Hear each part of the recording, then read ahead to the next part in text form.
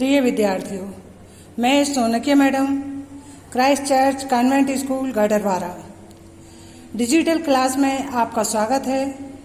प्रिय विद्यार्थियों, मैं हिंदी टीचर, कक्षा 12वीं, विषय हिंदी, अध्याय 3 संक्षेपण समझाने जा रही हूँ। आपको सभी को समझना है, आप बुक निकाल लीजिए। ये प्रश्न आता है, संक्षेपण किसे कहते हैं? तो आप समझिए।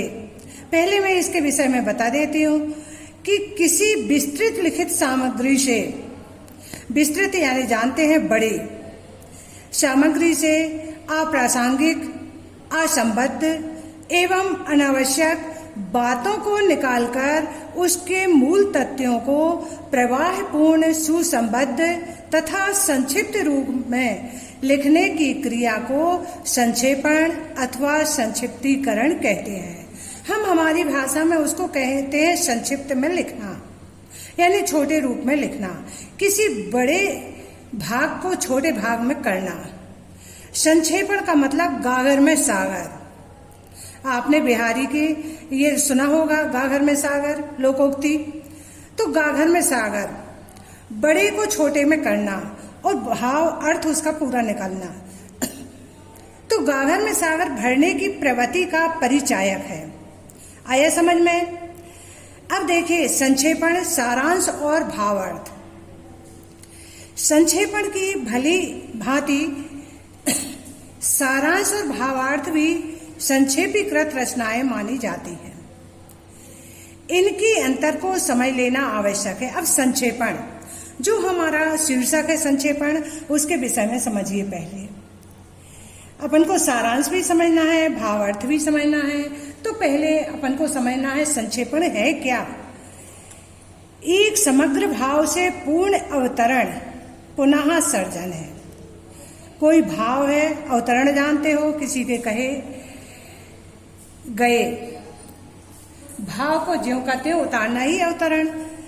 तो उसमें मूल अवतरण की सभी आवश्यक बातों को संक्षिप्त रूप में प्रस्तुत किया जाता है। इसमें क्रमबद्धता होती है, क्रम से लिखना। इसमें स्पष्टता होनी चाहिए, इसमें प्रवाह भी होना आवश्यक है। इसका आकार, मूल अवतरण जो हमारा शीर्षक दिया है उसका 1/3 भाग होता है।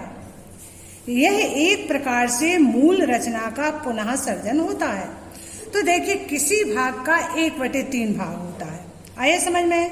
संक्षिप्तीकरण की रचना द्वारा मुख्य तथ्यों की स्पष्ट अभिव्यक्ति होने से मूल सामग्री को पढ़ने की आवश्यकता नहीं रह जाती, क्योंकि मूल सामग्री विस्तृत भाग में रहती है, विस्तृत रूप में रहती है। और इसको संक्षेपण, तो संक्षेपण में आवश्यक बातों को ही रखा जाता है, इसलिए इसको फिर बार बार पढ़ने की जरूरत नहीं होती, एक नजर सिर पर डालना होता है। अब सारांश क्या होता है? मूल अवतरण की सभी आवश्यक बातों को जो हमने छोटे रूप में लिया है, मूल अवतरण की सभी बातों को संक्षेप में लिखना और छोटे रूप में लिखना। उसमें क्रमबद्धता भी आ जाए कि किसके बाद क्या आना चाहिए। अनपेक्षित है, उसका आकार मूल के 1/10 भाग के लगभग होता है। देखिए, अवतरण जो दिया है उसका 1/3 भाग संक्षेपण होता है। ये ध्यान में रखना। ये रिक्त स्थान में भी आ जाता है, हाँ या नहीं में भी आ जाता है, सही गलत में भी आ जाता है। तो अवतरण का 1/3 भाग संक्षेपण होता है और संक्षेपण का 1/10 भाग सारांश होता है। यानी अवतरण का 1/10 भाग सारांश होता है। अवतरण का 1/3 भाग संक्षेपण हुआ और 1/10 भाग सारांश हुआ। आ गए ये दो तो समझ में। अब देखिए भावार्थ। भावार्थ में भी भावों को संक्षेप में प्रस्तुत किया जाता है। उसके लिए 1/3 अथवा कम ज्यादा होने का कोई प्रतिबंध नहीं है। इसमें ऐसा नहीं है कि 1/3 भाग ही होना चाहिए, ये कम भी हो सकता है, ज्यादा भी हो सकता है। भावार्थ संक्षेपण में मूल अवतरण के मुख्य भावों को ही स्थान दिया जाता है, जबकि भावार्थ में मूल भावों को साथ साथ गौण भावों को भी स्थान मिल जाता है। ये आपको अच्छे से समझ में आ गया होगा। तो देखिए, संक्षेपण, संक्षेपण किसे कहते हैं? संक्षेपण का अर्थ है संक्षिप्त कर देना। अब फिर से सुन लीजिए, संक्षेपण का अर्थ है संक्षिप्त कर देना। किसी विस्तृत सामग्री में से अनावश्यक, अप्रासंगिक, असंबद्ध बातों को हटाकर उसके मूल तथ्यों को सुसंबद्ध ढंग से संक्षेप में लिखना संक्षेपण कहलाता है। तो ये इसकी परिभाषा है, ये 2 नंबर की आती है, मैंने आपको बता दिया। अब इसमें से हम दूसरा प्रश्न कैसे बनाएंगे? क्या संक्षेपण भावार्थ या सारांश ही होता है? तो ये मैंने आपसे प्रश्न पूछा है। तो देखिए, ये प्रश्न भी आता है, 2 नंबर का आ सकता है। तो देखिए, अब इसको समझ लीजिए, संक्षेपण भावार्थ तथा सारांश से अलग है। आया समझ में? संक्षेपण भावार्थ तथा सारांश से अलग है। यह मूल रचना के लगभग 1/3 आकार का होता है। हमने अब भी बताया 1/3 यानी 1/3 है। इसमें मूल बातें ही रखी जाती हैं, अतः विद्यार्थी को मूल अवतरण को ध्यान पूर्वक पढ़ना चाहिए और केंद्रीय भाव का पता लगाना चाहिए इसमें। इसके बाद केंद्रीय भाव को संक्षेप में लिख देना चाहिए। इसकी भाषा में ऐसे शब्दों का प्रयोग करना चाहिए जो अधिक बात को व्यक्त करने की क्षमता रखते हो, गागर में सागर भरने की क्षमता रखते हो, थोड़े में बहुत बताने की क्षमता रखते हो। सरल, सुबोध तथा स्पष्ट भाषा में सुसंबद्ध रूप में संक्षेपण लिखा जाता है। कुछ उदाहरण इसके प्रस्तुत हैं। अब देखिए, संक्षेपण के संबंध में आवश्यक बातें क्या हैं? अब ये देखिए, मूल अवतरण को 2-3 बार ध्यान से पढ़कर उसके केंद्रीय भाव का हमें पता लगाना चाहिए। जो हमारा पैरा दिया है, अवतरण दिया है, उसको हमें 2-3 बार पढ़ना चाहिए और उसका हमें केंद्रीय भाव पता चल जाता है कि ये है। मूल अवतरण के सभी आवश्यक शब्दों, वाक्यों तथा वाक्यांशों को रेखांकित कर देना चाहिए। अब रेखांकित ऐसा कि हमें ये पढ़ना है तो हमने इसको रेखांकित कर दिया यहाँ तक, ये हमारा मूल वाक्य हो गया, आ गया ना।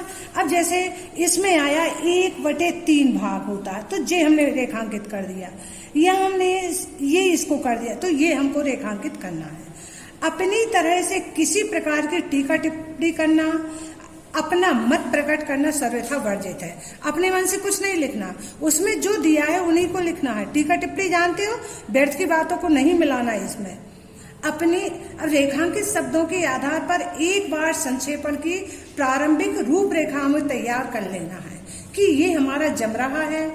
क्रमबद्धता, तो क्रम से पहले कौन सा वाक्य आएगा, फिर उसके बाद कौन सा आएगा, फिर उसके बाद कौन सा आएगा, तो ये क्रमबद्धता भी होना चाहिए उसमें। आया है आपको समझ में?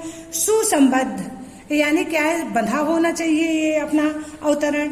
अच्छा, संक्षिप्त होना चाहिए, छोटे रूप में होना चाहिए। आ गया ना ये आपको? अब देखो, क्रमबद्धता भी हमने बता दिया। संक्षेपण की भाषा सरल, शुद्ध और स्पष्ट होनी चाहिए। वाक्य छोटे छोटे हों, इसमें वाक्य बड़े बड़े नहीं होना चाहिए। हाँ, आगे देखिए, मूल अवतरण में आने वाले प्रत्यक्ष कथन को संक्षेपण में परोक्ष कथन बनाकर ही लिखना चाहिए। आया समझ में? जो हमारा मूल अवतरण है तो उसमें जो कथन दिया है, संक्षेपण में परोक्ष कथन बनाकर लिखना चाहिए। संक्षेपण करता सारग्राही और पुनरुक्ति से बचे। पुनरुक्ति यानी बार बार एक ही बात को दोहराने से बचना चाहिए। यदि किसी मूल अवतरण के शब्दों की संख्या दी गई है कि इतने शब्दों में लिखो, जैसे हमको सारांश आता है कि 30 शब्दों में लिखो, आता है ना बनाने को, तो संक्षेपण की शब्द संख्या लिख देनी चाहिए। जैसे हमने देखा है कि हमको आता है गद्यांश आते हैं, अब शीर्षक छांटो, इसका सारांश 20 शब्दों में लिखो, और ये आता है तो हमको उतने ही में लिखना पड़ता है। 1-2 शब्द या 5 शब्द ज्यादा हो सकते हैं, पर ऐसा नहीं है कि उससे 20 का बताया है और 40 का लिखना है, तो ऐसा हमको नहीं करना है। यदि केंद्रीय भाव के आधार पर उपयुक्त शीर्षक दिया जाए, इसमें शीर्षक संक्षिप्त, तथ्यपूर्ण और आकर्षक एवं समग्र भावों को अपने में समेट लेने वाला होना चाहिए। तो शीर्षक हमें कैसा देना है, पहले हमको अवतरण पढ़ेंगे, या तो शीर्षक पहली लाइनों में मिलता है या आखिरी लाइनों में मिलता है, और सारांश हमको बीच में से देखा जाता है। बेटा मैंने आपको ये बात पहले भी बहुत बार बता दी है क्लास में कि शीर्षक कैसे देखा जाता है। आप लोग ये नहीं समझना कि एक शब्द बार बार आया है तो यही शीर्षक है, उससे सटीक शीर्षक बनता है कि ये किसके ऊपर से लिया गया है। आया है आपको समझ में? अब ये मैंने आवश्यक बातें आपको बताई संक्षेपण की। अब देखिए, अब इसमें उदाहरण के लिए दिया है आपको कि संक्षेपण आप कैसे करेंगे, तो ये उदाहरण आप पढ़ लेना। आपकी बुक में 115 पेज पर ये दिया है, तो आप पढ़ सकते हैं ये उदाहरण है। अब हम पढ़ेंगे तो बहुत समय लगेगा, फिर हम बता नहीं पाएंगे है? अब गद्यांश, इसका प्रयोग कहाँ किया जाता है? इसका प्रयोग गद्यांशों में किया जाता है। वैसे गद्यांश बड़ा रहता है, उसको आपको संक्षेप में लिखना रहता है, संक्षेपण में लिखना रहता है कि नहीं, उसमें आता है इतने शब्दों में लिखो, तो हम लोग क्या है उसको उतने शब्दों में लिख करके बताते हैं। ये आपसे बन जाएगा कि नहीं बनेगा? देखिए, जैसे हम छोटा सा बता रहे हैं, मनुष्य के जीवन में आरोग्य का बहुत महत्व है। मनुष्य का जीवन तभी सुखी हो सकता है जब वह निरोग हो। निरोग जानते हो? बिना दुख के, बिना रोग के। जो मनुष्य निरोग होगा वही सब प्रकार के पुरुषार्थ कर सकता है। जो मनुष्य रुग्ण है उसके शरीर में शक्ति नहीं है, वह किसी प्रकार का सुख संसार में अनुभव नहीं कर सकता। अतः शरीर को निरोग रखना अनिवार्य है, अर्थात हमारा कर्तव्य है। शरीर को निरोगिता व्यायाम, शरीर की निरोगता व्यायाम से आती है। व्यायाम के अनेक प्रकार हैं, जैसे घूमना, दौड़ना, तैरना, खेलना आदि।